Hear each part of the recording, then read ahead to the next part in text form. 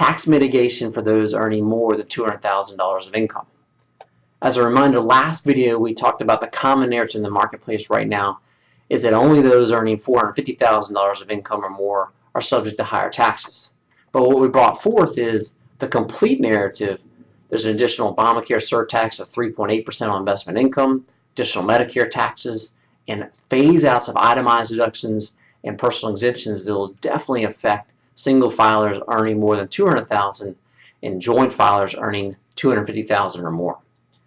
So the question today is, what can we do to mitigate some of those tax increases? The first is deferral of income. We work with business owners, and commonly one of the things we see is something called highly compensated employees, where they're not allowed to contribute the full amount that they want to.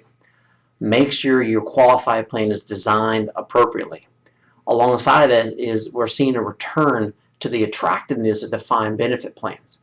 Specific situation, we have a client, he's older than many of his employees. Through a defined benefit plan, he's able to defer an additional, in his case, about $80,000 a year of income, which is obviously helping his current tax situation.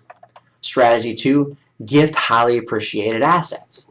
Instead of writing a check, let's say, to the church, you may gift highly appreciated assets like stocks or mutual funds. Katie and I are employing this strategy so we still get the write-off versus ordinary income from our charitable contribution, but we also avoid the capital gains tax on that appreciated asset.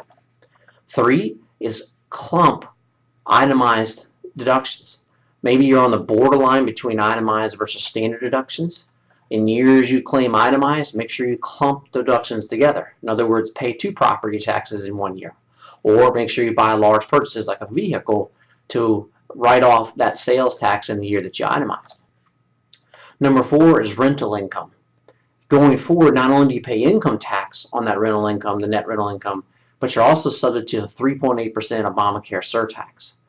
Make sure that you have proper allocations of repairs and maintenance to be written off in one fell swoop as opposed to doing depreciation.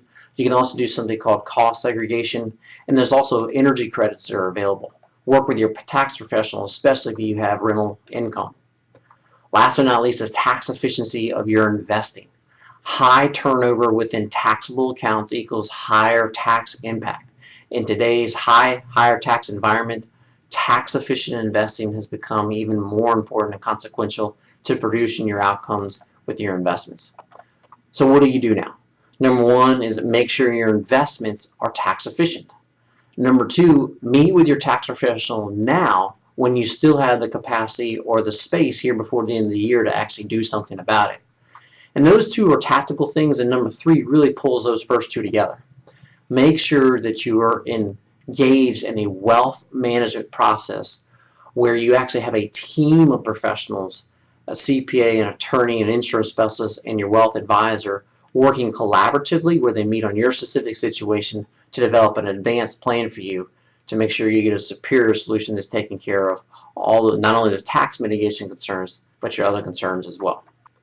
In today's high tax rate environment, having a wealth management team led by a fiduciary wealth advisor is more important than ever.